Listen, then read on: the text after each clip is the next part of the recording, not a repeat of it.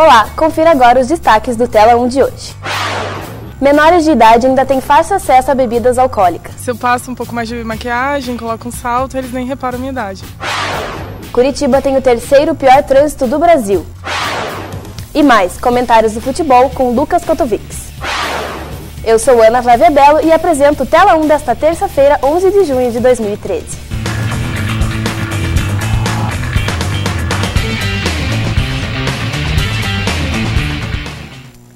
Uma empresa que monitora o trânsito no Brasil aponta o tráfego curitibano como um dos piores. A equipe do Tela 1 foi ouvir o que os motoristas acham disso. Não é de hoje que o trânsito tem irritado os motoristas curitibanos. Com uma das maiores frotas do país, a capital paranaense tem 10 carros para cada 13 habitantes, de acordo com uma pesquisa do IBGE. Não bastando o alto índice, a cada semana mais de 1.000 carros entram em circulação no trânsito curitibano. A MapLink é uma empresa que monitora o trânsito em 70 cidades brasileiras através de GPS. De acordo com os seus dados, o motorista curitibano não vem tendo vida fácil. A pesquisa revela: Curitiba tem o terceiro pior trânsito em horário de pico entre as capitais brasileiras. Para os motoristas, um dos principais problemas é a ineficiência do transporte público. Se o transporte público melhorar, como era antigamente, sim, com a população menor, ele dava conta de levar o passageiro, né? Hoje em dia o transporte público está defasado também, né? Muitos aí deixariam de andar de carro, se tivesse um transporte público melhor, por canaleta seria mais rápido, né? Conversando com alguns motoristas, a nossa equipe de reportagem ouviu muitas reclamações sobre o transporte público e sobre obras. O que precisa melhorar, o principal? Cara, eu acho que está na hora dos políticos tomar vergonha na cara e fazer o que tem que ser feito aí. Trincheira tem que ter transporte público melhor para a gente usar menos o carro e andar mais com o transporte público. Outra grande reclamação é sobre os próprios motoristas. A fama de mau condutor que os curitibanos têm está na boca do povo. Falta de respeito ao próximo e a sinalização são algumas das principais reclamações. O que mais irrita o motorista no trânsito? Tem gente que parece que não sabe dirigir, parece que, sei lá, não vai, o pessoal não vai, o pessoal trava. Cara, eu acho que a culpa do trânsito, na verdade, não é só da infraestrutura, é muito do motorista. O motorista curitibano é ruim? É ruim mesmo, é barbeirão. Por quê? Cara, porque ele não respeita a lei de trânsito, não respeita o próprio trânsito em si, entendeu? Leandro Félix da Costa trabalha como taxista há 2 décadas. Desde que deixou o exército com 19 anos, ele está na profissão. Ele brinca que há alguns anos bastava contar até 10 para desestressar, mas que hoje nem mesmo contando até 20 ele consegue deixar de lado a irritação. Seu sonho é comprar um terreno no litoral e trabalhar na praia, bem longe das vias engarrafadas e do trânsito das capitais. Na visão dele, o aumento excessivo do número de carros e a falta de respeito são os grandes vilões do trânsito em Curitiba. Eu calculo assim que no mínimo duplicou o fluxo de veículos, sabe? No mínimo. As vias aí ficaram quase intransitáveis no horário de rush, né?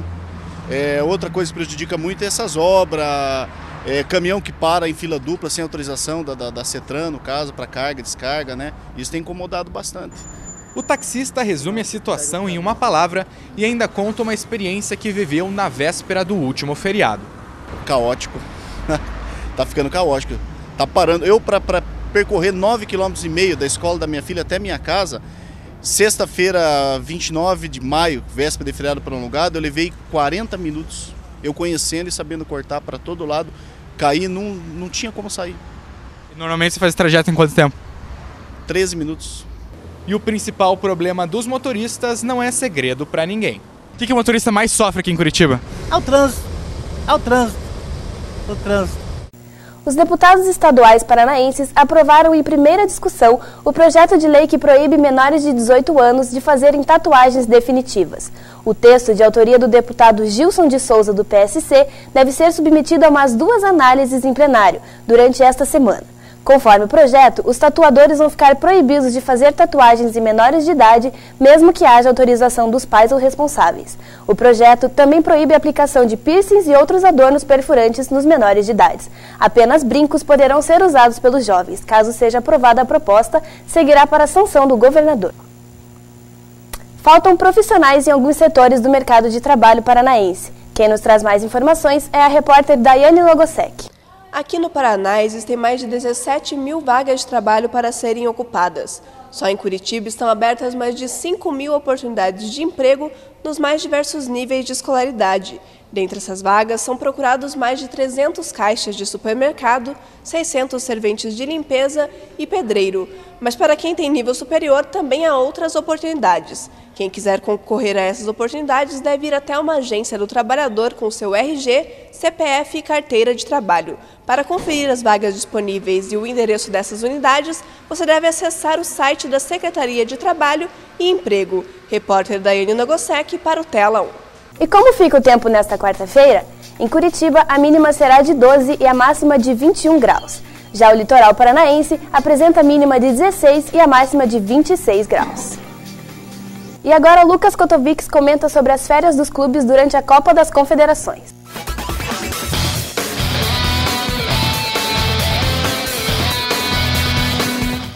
Férias? Não, nós, meros estudantes, ainda não entramos em férias. E se pensarmos pela ótica de jornalistas, isso nunca mais acontecerá. Jornalista não tem férias, pois quando está viajando e descansando, acha que tudo dá uma boa matéria. Mas sem mais delongas, quem entra em férias são os clubes paranaenses, devido à pausa para a Copa das Confederações. Os jogadores e comissão técnica de Coritiba, Atlético e Paraná vão ter aí uma semaninha para farrear, descansar e receber seu salário normalmente, é claro. Tempo para gastar dinheiro, viajar e voltar recarregado para o resto do ano. Dada esta folga, os jogadores se reapresentam para uma mini pré-temporada, que pode ser decisiva para nossos clubes, que não possuem atletas na seleção brasileira. Os times com jogadores na seleção vão vê-los cansar fisicamente e psicologicamente, além de correr o risco de voltar com lesões. A Copa das Confederações e a Copa do Mundo darão uma rara oportunidade aos nossos times. Parar, pensar, armar a estratégia e voltar com tudo para o Brasileirão. Chance raríssima que deve ser aproveitada e reaproveitada. Vale lembrar que, após o retorno, importantes jogadores da dupla Atletiba, antes lesionados, voltam a jogar. Alguns voltando a campo depois de mais de um mês de tratamento, outros depois de mais de um ano de tratamento. Ingredientes não faltam para recarregar as energias e a esperança de ver um clube paranaense brigando por uma vaga na Libertadores, ou quem sabe, por um título de campeão brasileiro. Lucas Kotovics para o Telesport.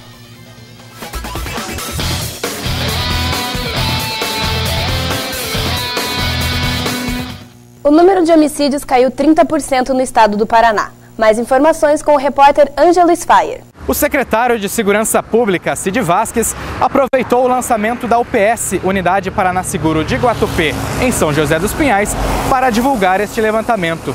Os dados, que são do próprio governo do Paraná, apontam uma queda de 30% dos homicídios em Curitiba nos últimos 3 anos. Em 2010, foram registrados 353 homicídios aqui em Curitiba, entre janeiro e maio. No mesmo período deste ano, o número caiu para 224. Considerando apenas os dados da região metropolitana, a queda percentual foi de 34%. E outras cidades paranaenses que registraram uma melhora no quadro de segurança pública foram Cascavel, Londrina e Foz do Iguaçu. Repórter Ângelo Sfaier para o Tela 1. Os cerca de 20 mil pedaços do tradicional bolo de Santo Antônio da Paróquia Bom Jesus começaram a ser vendidos hoje. 15 mil medalhas de Santo Antônio estão espalhadas pelo doce, que tem cerca de 10 toneladas. A venda começou às 6h30 da manhã, mas antes desse horário já tinha muita gente na fila.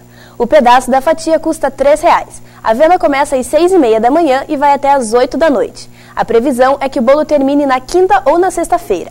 A Paróquia Bom Jesus fica na frente da Praça Rui Barbosa, no centro de Curitiba.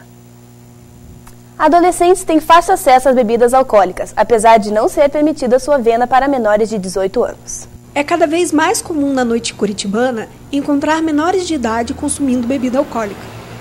A adolescente de 17 anos consome bebida alcoólica desde os 15 e fala sobre a facilidade de entrar em bares e casas noturnas em Curitiba.